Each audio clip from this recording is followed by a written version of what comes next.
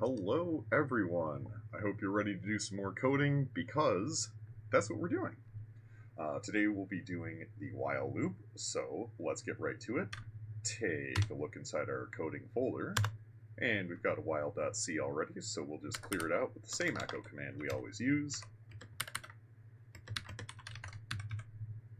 I really should make a video on these basic Linux commands at some point. There's a lot of videos I should make at some point. But we'll start with that. And as you can see, it's empty, so let's jump right into it.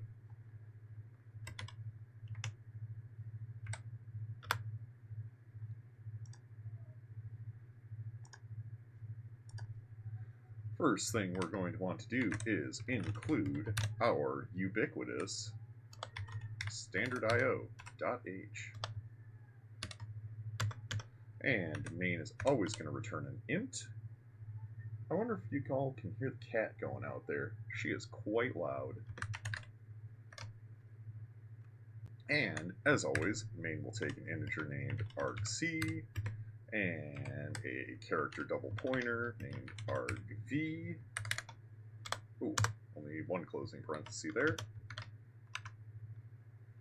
And never forget to return. I think this is the sort of thing the compiler will actually handle for you, but it's best to get the muscle memory in.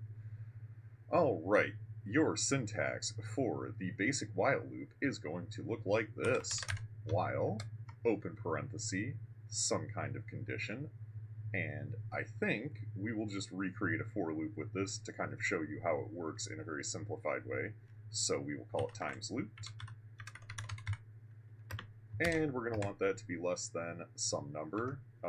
We will reuse loop stop. And if you're going to have more than one statement inside the loop, you're going to need braces. If you're only going to have one statement, you do not need the braces. And we'll use the printf function. That's pretty easy. Remember to make a new line. Looped some number of times. Gotta have the exclamation point for comedy. And this will be times looped. Alright, so to make that work, we're going to need a variable called times looped, and it's going to be an integer, believe it or not. Oh, gotta actually declare and define it as an integer. Can't just set it equal to 0, this ain't JavaScript. And we can use a define to create loop stop. And let's make it 5. 5's a good number.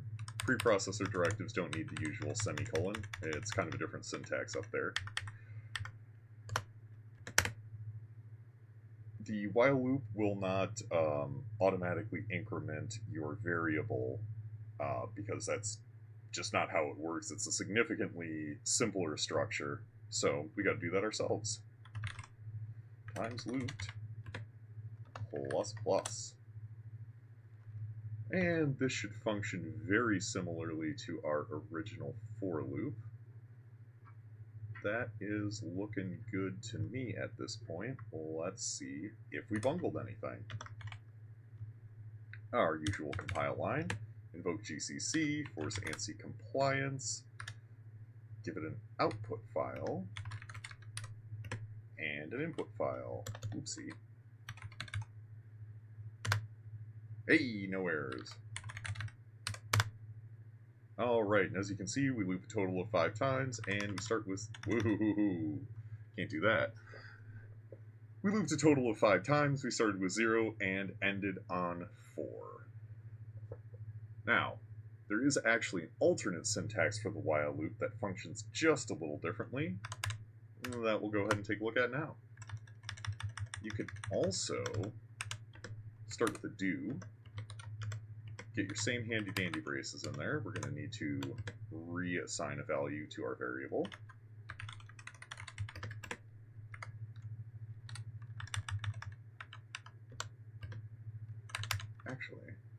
Actually, if I really want to show you how this works, we're going to not do that. The difference between the while and the do-while loop is that the do-while loop will always execute once, even if the condition is false. That is one variable there.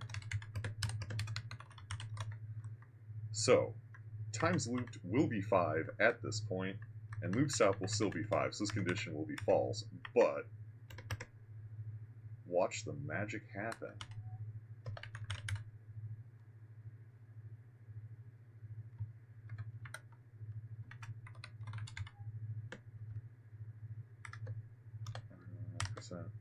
D times... Ooh, spelling is hard, folks. Even though condition is false. Exclamation point. Gotta have your new line in there. And we're going to want times looped again. That's the end of our line. And just to really underscore this, well, we'll do the usual. This doesn't matter in this case, but regularity is always a boon.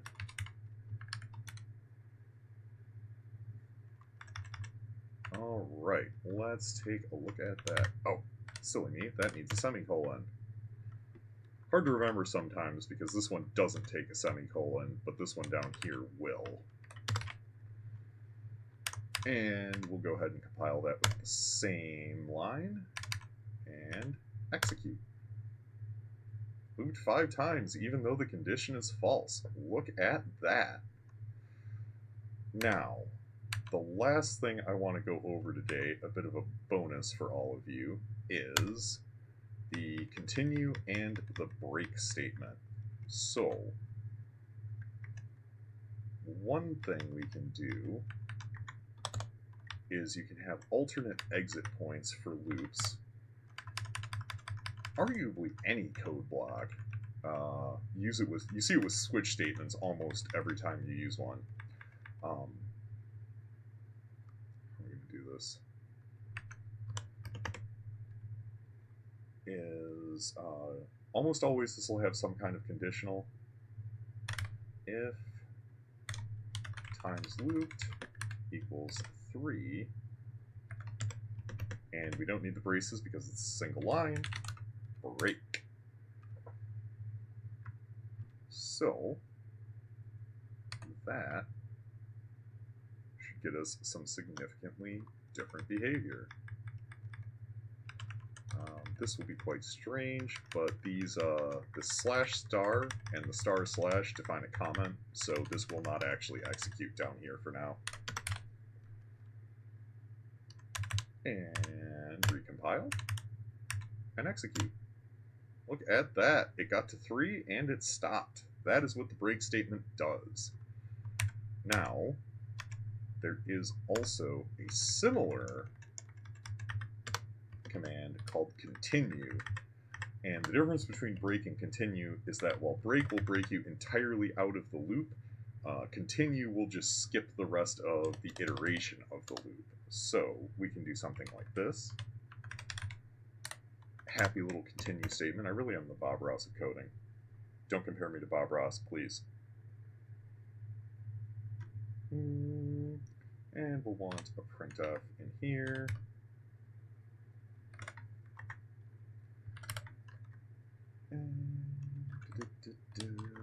We're going to want a new line, and we're going to want it to say something a little different. Yowzers! Exclamation point. This is the number 3 iteration, and we're doing something different.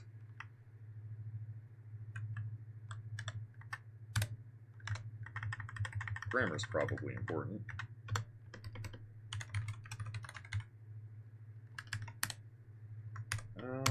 Alrighty. Back to our compile. Ooh! What did we get wrong there? In function main. Aha! Printf. Okay.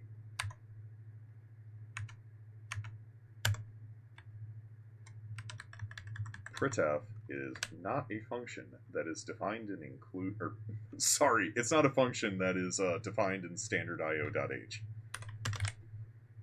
That might work a little better. That's our compile line, no errors, very nice. And we're going to execute it with the dot slash. Yowzers, this is the number 3 iteration and we're doing something different. So as you can see, it skipped the usual printf, but we had another printf to indicate that we were doing something in there instead of just having it skip. And I think that'll be it for our intro to while loops. Next up, I want to look at structures. Structures are very important. They let you do a bunch of crazy stuff. They essentially let you replicate the functionality of objects from higher level languages. But we're going to stop here for now, and I hope you all learned something. Have a great day.